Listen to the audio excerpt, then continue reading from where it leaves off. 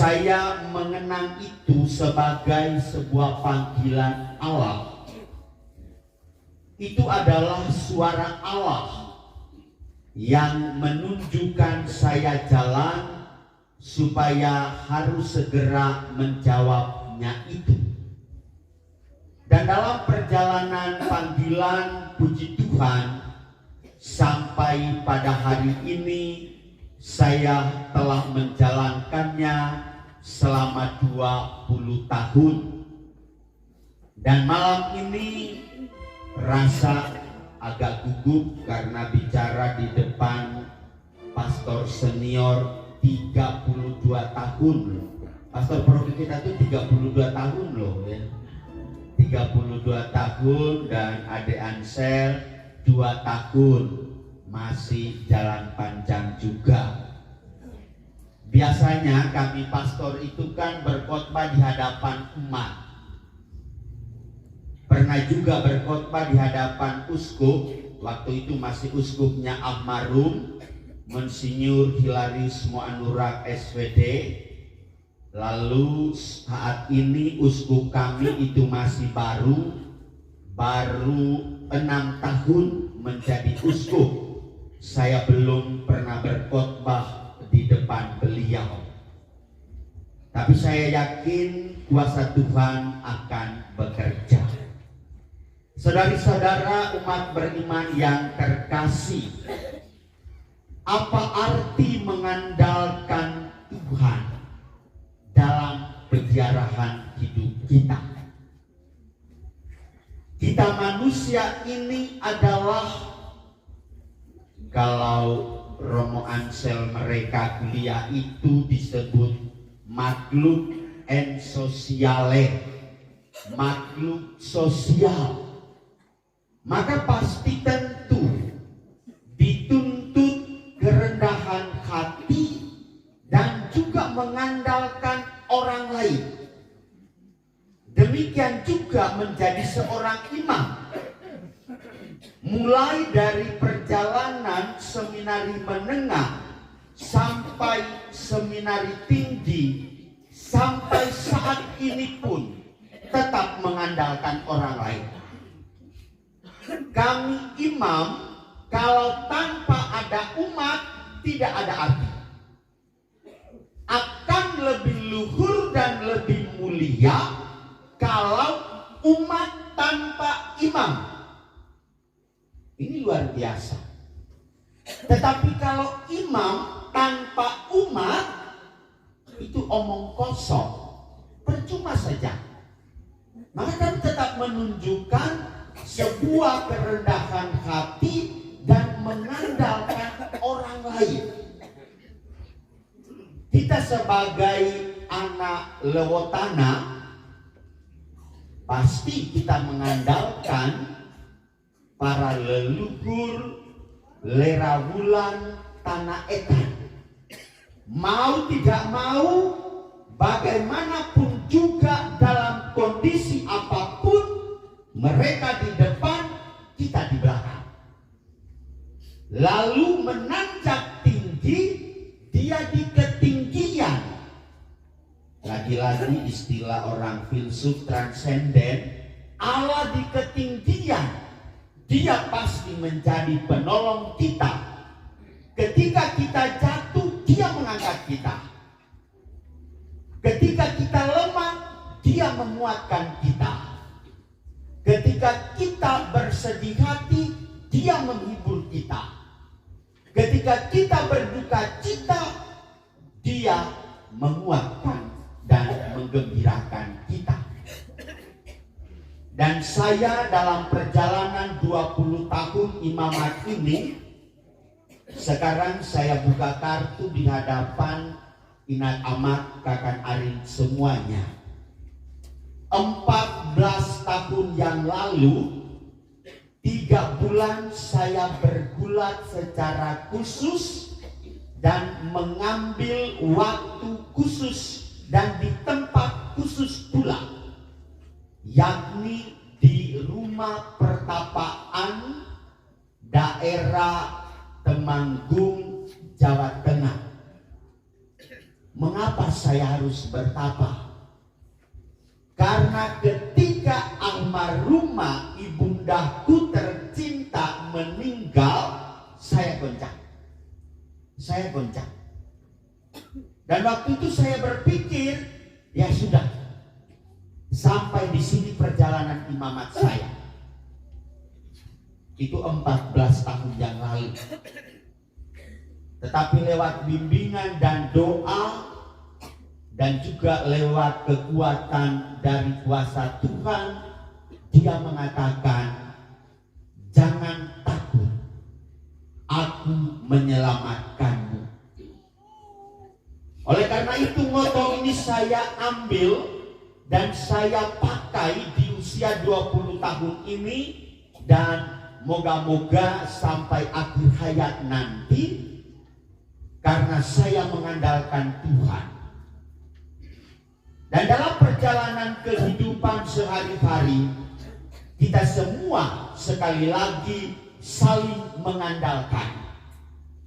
Seorang suami tanpa ada istri tidak akan berhasil. Demikian juga istri tanpa suami tidak akan mendatangkan kemenangan. Apalagi anak-anak terhadap orang tua. Dan saya pernah membimbing skripsi tugas akhir mahasiswa sarjana.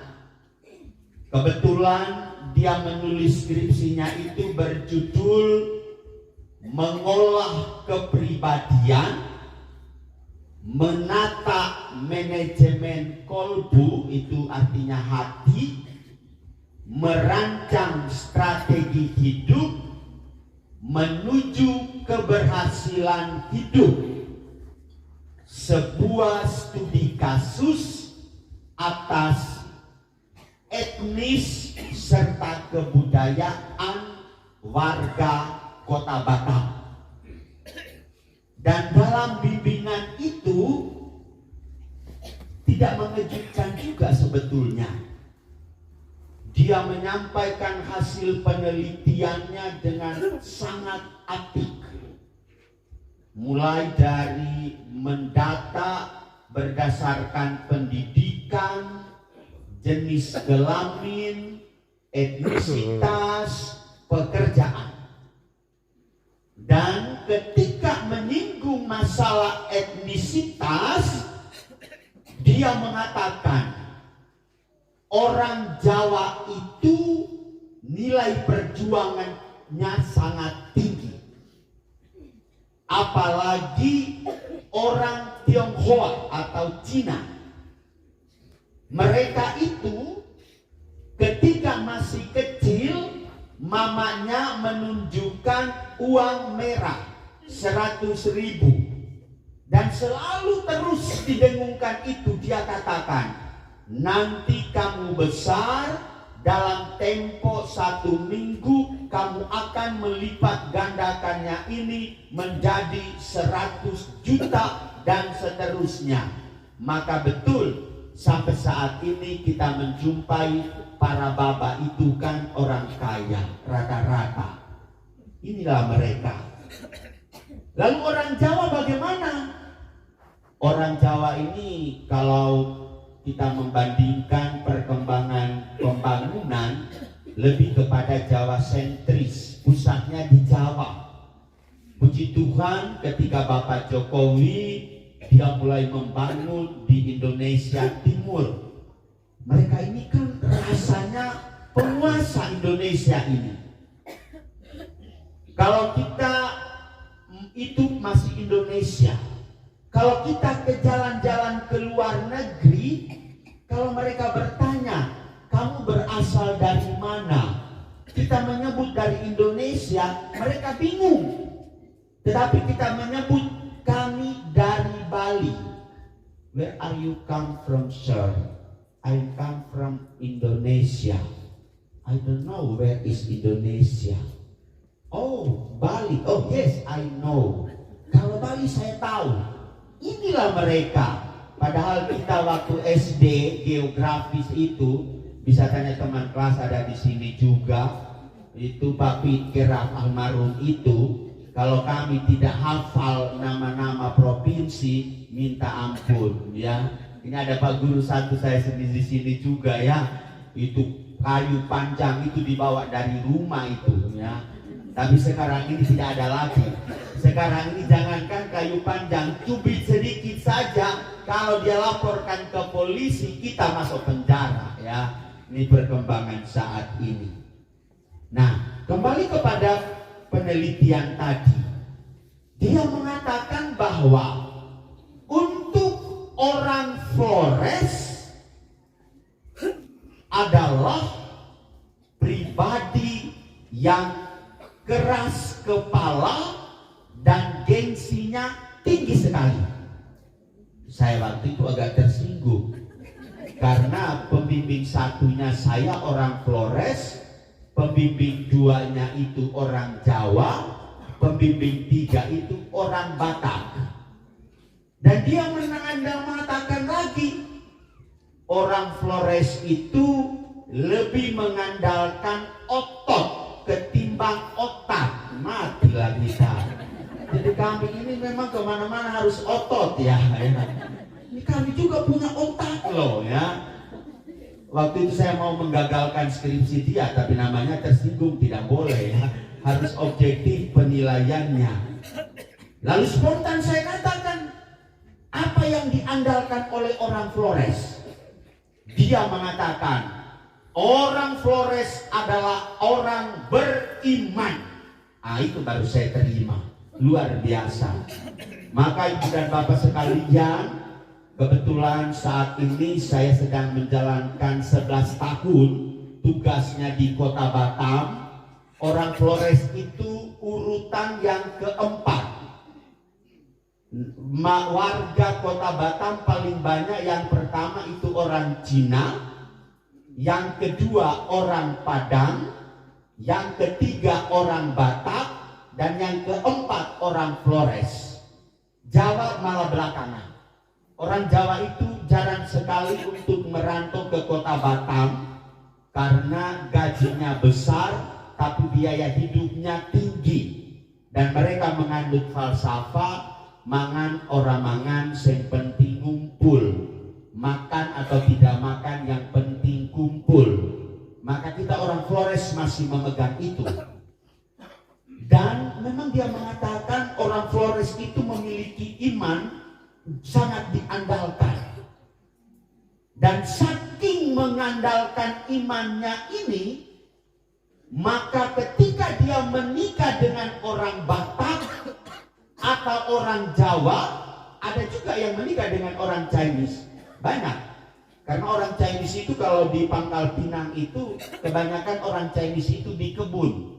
Dan itu orang Flores suka melirik mata sipit. Dan hasilnya itu zebra ya, warna kulitnya itu zebra ya. Nah, tapi tidak keriting dia, bagus, cantik dia. Dan menariknya adalah begini. Oh, istrinya diwajibkan masuk agama Katolik. Lalu dalam perjalanan yang lebih rajin itu istrinya. Lebih rajin istrinya. Suaminya di rumah saja. Lalu kita bertanya, mana bapak? Bapak jaga rumah. Apa yang dijaga di rumah? Tidak ada yang dijaga di rumah. Palingan satu TV, uang di bank semua. Nah, itu dia. Inilah kita orang Flores ya, beriman. Lalu dia mengatakan, itulah pastor, orang kamu begitu. Dia mengatakan, saya itu beriman kepada Kristus semenjak dalam rahim ibu. Sedangkan kau baru saja kemarin dibaptis, pergilah kau ke gereja katanya. Waduh, matilah kita ya. Nah ini ibu bapak saudari saudara yang terkasih. Tetapi puji Tuhan, bagi orang dalam konteks tertentu dinilai memiliki kekurangan, tetapi masih yang diandalkan yaitu Tuhan sendiri. Allah adalah andalan hidup. Dan saya pribadi dalam perjalanan panggilan imamat ini sering sekali juga mengalami patah hati. Patah hati bagi saya adalah merupakan suatu berkat Tuhan. Karena itu adalah cara Tuhan yang menyelamatkan saya sebagai orang yang bersalah. Lebih bagus berdosa dan menyadari bahwa saya berdosa. Lebih bagus merasakan bahwa saya adalah orang yang berduka daripada merasakan orang yang bersuka terus-menerus. Lebih bagus saya jatuh daripada saya berjalan tegak lurus, kepalanya congak ke atas. Karena ketika mengalami peristiwa itu, disitulah kuasa Tuhan bekerja. Ibu bapak, saudari-saudara yang terkasih dalam Kristus. Selama 20 tahun imamat, sebagaimana telah disinggung oleh komentator tadi, saya bertugas di paroki hanya 5 tahun. Setelah itu bergulat di dunia perkantoran, mengajar, memeriksa, memberi nilai. Ketika dia memberi nilai, nilainya tidak puas, orangnya datang ngamuk, ngomel, sama saja. Tapi nilai intinya sama dengan di paroki. Kami semua tugas apapun, kami akan menjalankannya dengan penuh ketaatan. Karena kami semua sama-sama dipanggil untuk melayani umat Tuhan. Namun dalam perjalanan itu muncul litani pastor lebih panjang, banyak kekurangannya daripada kelebihannya. Ketika kami pastor begitu mementingkan, kalau istilah kita di Larang Tuka ini katorde ya, moga-moga masih bisa dipakai ya, katekese orang dewasa, pengajaran nilai agama, sakramen-sakramen harus taat, umat menjawab dan mengomentari, pastornya pastor sakramen. Lalu ketika pastor memberi perhatian sedikit untuk membangun pastoran lebih cantik, gereja lebih indah, juga masih dikomentari. Pastornya bukan sakramen, tapi saksmen. Dekat-dekat. Sakramen dengan saksmen. Nah ini dia. Ketika kami pastor khotbahnya panjang-panjang, umatnya komentar. Buat apa pastor mengarang dongeng pengantar tidur? Umatnya tidur semua. Ketika kami pastor berkhotbah pendek-pendek, umat menjawab, otaknya tidak main, minta ampun.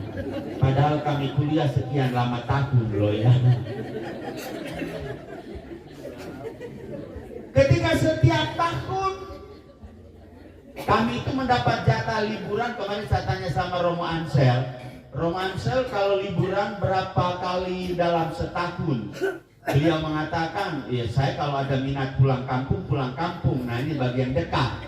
Tapi kalau kami yang di luar, dari Batam sampai ke sini harus 1 kali perjalanan 5,6 juta ya. Lalu setiap tahun tapi harus pulang. Itu juga umat masih mengomentari, dasar pastor anak mami. Nah ini dia. Lalu ketika kita mengalami tidak mau pulang kampung, jatah liburan kita mengambil kesempatan ya jalan-jalan ke tempat lain supaya ada variasi baru, tidak berkunjung ke orang tua, tidak kunjung kakak Ari, Opurana segala macam. Itu juga masih dikomentari.